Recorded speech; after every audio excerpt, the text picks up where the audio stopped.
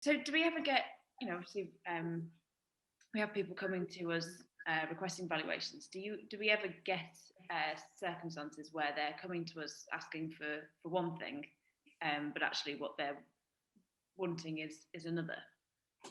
Yeah, it's quite common actually. So I think there's two ways that manifests.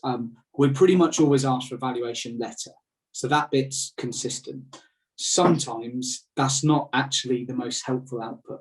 And if I kind of give two examples for this, so sometimes people actually understand all the adjustments from enterprise value to equity value, and they don't care because they're on top of it. They really understand it. The only thing they really care about is the multiples that are relevant. And they're on top of their normalized profit and all. They know about the transaction market. They just care about the multiples. So in those circumstances, it's often not necessary to go through all of the kind of usual process of setting up a valuation compared to just producing a report on the multiples. And so in our view, the best way to do that, depending on what the client specifically wants, is to show the spread of multiples in the most relevant comparable groups of transactions in a traditional box and whisker chart. And we either then let the client work out, where they sit relative to some of the other specific examples within the data set, and we might pull out some case studies with words rather than just numbers to help support them make that conclusion. Or we could take an estimate based on our discussions with them and our research, quantitative and qualitative research of the data set as to where they might sit. And actually they can then take that away and just refresh the data set periodically, every year, every 2 years, knowing that they are pretty much on top of every other aspect of the valuation. So I think that's one important aspect, which is if you just need the multiples, then don't ask for a whole valuation, just get something really detailed on that. And rather than a letter, we tend to provide that as a more of a report format, and with some bits being quite data driven, other bits being quite discursive. So where we've pulled out case studies and we'll share other bits that we've found as well. So it's a bit more interactive and less formal, but it can be much more powerful for businesses that are on top of all the other aspects of the valuation. The other side is where I alluded to this earlier, where we're asked to provide a valuation for a growing or a bubbling dispute, and it's not at the request of a court or an arbitrator. So the other side isn't compelled to really accept our views. Now, the challenge with this is you can always get valuers to come up with different answers depending on what you tell them around sentiment. Sentiment will impact the multiple. So there have been times where we've been asked to do a valuation report as a letter, and that's then been used as it shouldn't have been used, which is for to inform a dispute. And lo and behold, I don't think I've ever seen, unless compelled, the other side go, "Oh, well, you've got a valuation letter from any accountancy practice. Well, I'm going to accept that, and that's the end of it." Life doesn't work like that. No. And actually, in those circumstances, what people need is a negotiator, and our help as a negotiator rather than as a formal valuer. Now, often we'll have to do pretty much all the work of a valuation letter in understanding the market, in understanding the market of transactions, that is, in understanding the company and how we might determine what the value is. But actually, the reality is presenting it as a formal letter can be quite antagonistic. I think the use of the letter can be quite challenging depending on the exact circumstances of the client. Yeah, because it sounds like in some of those circumstances it's been used as being quite divisive, and a letter can seem quite sort of concrete.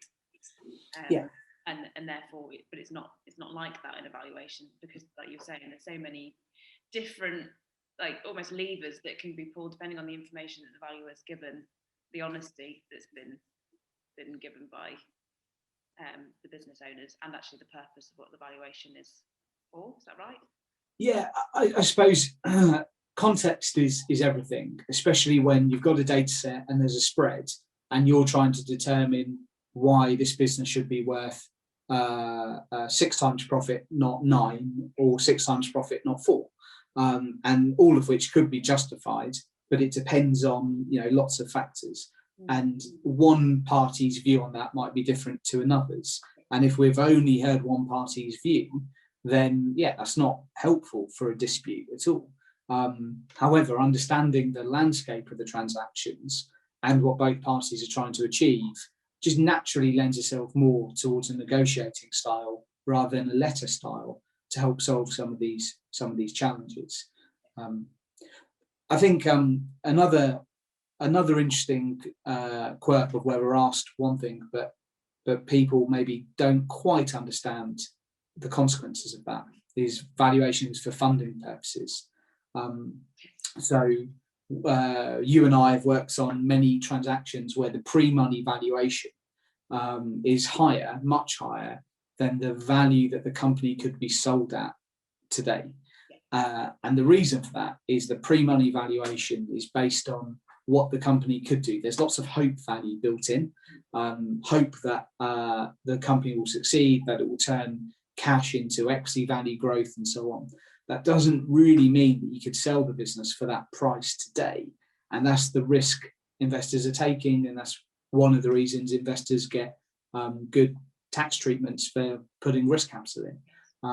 Because the fair value of some companies is not going to be on sale what the pre-money valuation was. I think people get mixed up on that. So what does that mean if you've fallen out? So if you've fallen out as let's say co-founders, and you've got a pre-money valuation of £5 million, and let's say there's a 25% shareholder, I wouldn't expect by default that shareholder to be given £1.25 million of cash on their departure. The value of the shares is greater than the value of the cash. So their cash value could be a lot lower, and we'd call that a discount for liquidity or marketability, or both. But the cash value of the shares is likely to be far lower than the actual the value they hold in paper, and that's something that people don't always realise, which can be challenging as well. So I think, to summarise then, when people ask us for a valuation, and we say, great, thanks, what exactly are you trying to achieve? These are some of the reasons why we're asking that question, so that we know, what are we really trying to do here? Are we just trying to give the multiples, or are we trying to provide the equity value number? Is it for a dispute or is it not?